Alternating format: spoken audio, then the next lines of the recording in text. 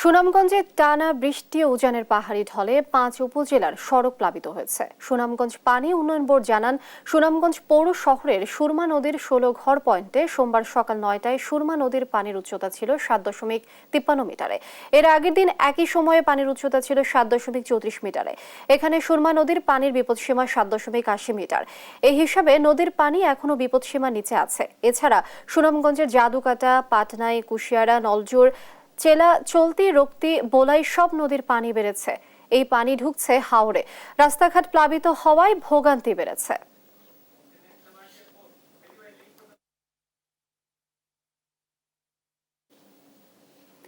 সুনামগঞ্জের বন্যা পরিস্থিতি বিস্তারিত জানাতে সরাসরি যুক্ত হচ্ছেন সহকর্মী মেহেদী হাসান। মেহেদী, সুনামগঞ্জের নদ নদীর পানি এখন কি অবস্থা, কি পরিস্থিতি দেখছেন জানাবেন।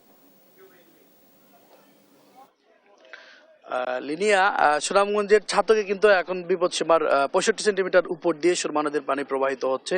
তবে ছাতকে বিপদসীমার উপর দিয়ে প্রবাহিত হলেও সুনামগঞ্জ শহরের ১৬ ঘর পয়েন্ট দিয়ে কিন্তু বিপদসীমার ২৬ সেন্টিমিটার নিচ দিয়ে প্রবাহিত হচ্ছে। আপনাকে জানিয়ে রাখি, সুনামগঞ্জে সকাল থেকে কিন্তু ব্যাপক বৃষ্টিপাত হচ্ছে এবং প্রায় ৫৮ মিলিমিটার বৃষ্টিপাত সুনামগঞ্জে রেকর্ড করা হয়েছে। এবং আমরা কথা বলেছি সুনামগঞ্জে পানি উন্নয়ন বোর্ডের নির্বাহী প্রকৌশলীর সাথে। তিনি আমাদেরকে জানিয়েছেন যে বৃষ্টিপাত অব্যাহত এবং পাহাড়ি ঢল অব্যাহত থাকার কারণে নদীর পানি বৃদ্ধি পাচ্ছে এবং হাওরগুলো আসলে এখন পানিতে ভরে গেছে। আপনাকে আরেকটি বিষয় জানিয়ে রাখি, সুনামগঞ্জের বেশ কয়েকটি উপজেলার নিম্নাঞ্চলের যে গ্রামীণ সড়কগুলো আছে, সেই সড়কগুলো কিন্তু পানিতে নিমজ্জিত হওয়ার খবর আমরা ইতিমধ্যেই পেয়েছি এবং বিশেষ করে তাহিরপুরের সাথে সুনামগঞ্জ সদরের সরাসরি সড়ক যোগাযোগ কিন্তু গতকাল থেকেই বন্ধ আছে। এখনো ওই শক্তিয়ার খোলা যে সড়কটি আছে সেই সড়কটি কিন্তু পানিতে নিমজ্জিত আছে। তবে এই বৃষ্টিপাত এবং পাহাড়ি ঢল যদি বন্ধ হয়ে যায় এবং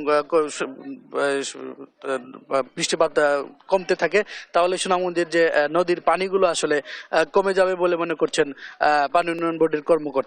তবে যদি বৃষ্টিপাত আরো বেশি অব্যাহত থাকে, যে কোনো সময় সুনামগঞ্জেও বিপদসীমা অতিক্রম করতে পারে বলে ধারণা করছেন সুনামগঞ্জের স্থানীয় লোকজন।